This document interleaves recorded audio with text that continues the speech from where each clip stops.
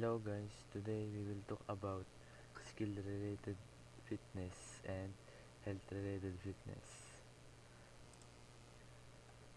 Health related fitness. This is your ability to become and stay physically healthy. Skill related fitness. This is your ability to maintain high levels of performance on the playing field.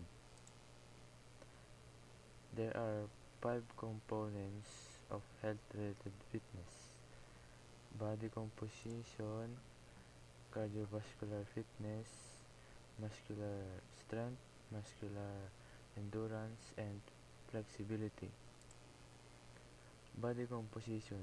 This is the relative percentage of body fat to lean the body tissue.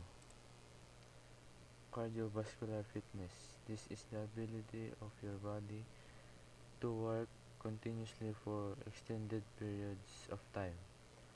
Cardiovascular fitness is sometimes called cardiorespiratory endurance. Muscular fitness refers to the maximum amount of force and muscle or muscle group can exert against an opposing force. It contributes to more efficient movement and reduce your energy costs.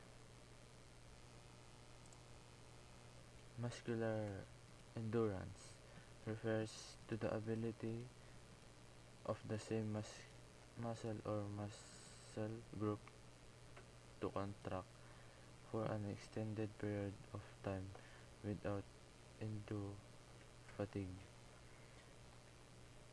The higher your level of your muscular endurance, the lower your energy costs. Flexibility is the ability to move a body part through a full range of motion. A moderate to high level of flexibility is central to efficient physical movement.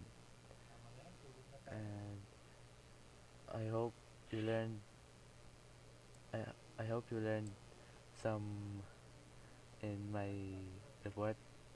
Thank you.